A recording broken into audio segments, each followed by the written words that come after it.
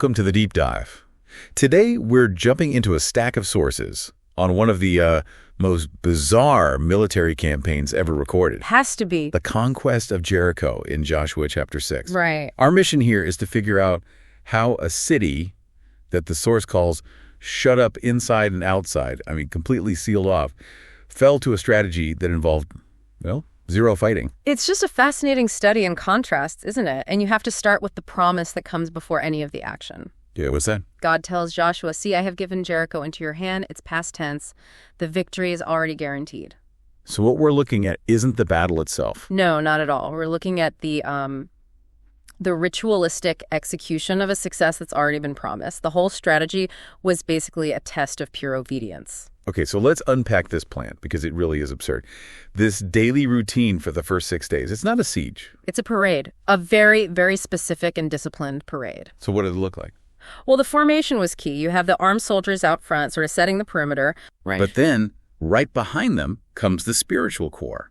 You have 7 priests with 7 trumpets. These are ram's horns, not for battle, but for, ritual. And behind them, the centerpiece.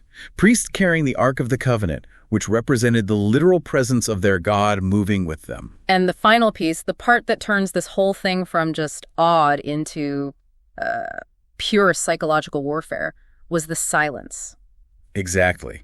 Joshua's command was explicit. You shall not shout or make your voice heard, neither shall any word go out of your mouth. That silence is, I think, the most incredible detail. It is. Just picture it. You've got these fully armed soldiers marching around a giant fortified city once a day. For 6 days straight.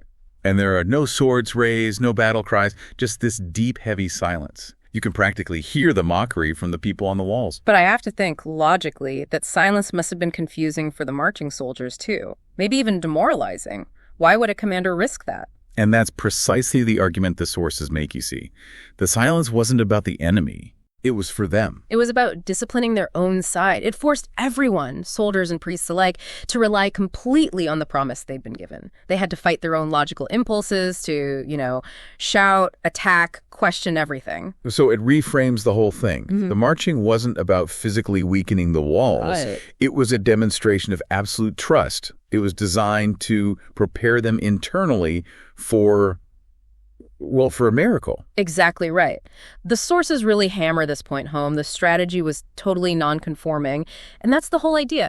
Obedience, from this perspective, often looks illogical or unusual to the outside world. Because it's operating on a different set of rules. It's operating outside the scope of normal human capability. Yeah. The victory was already secured by a promise. The marching was just the act of faith required to sort of open the door to that power. So the sources are almost suggesting that when you face an obstacle that seems as impossible as Jericho, the solution might be something that feels completely counterintuitive. Yeah. Like, forgiving someone who really hurts you, or being generous when your own resources are tight. These things don't make logical sense. They don't.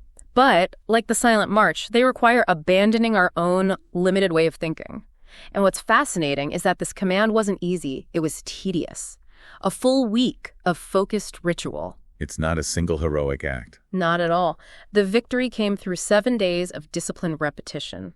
It required cheerful, complete obedience to a very unusual, very time-consuming command. So this deep dive really shows that sometimes the biggest barrier we face isn't the wall in front of us. Yeah. It's our own insistence on using conventional human strategies to get through it. Which I think brings up a really important question for you, for the listener.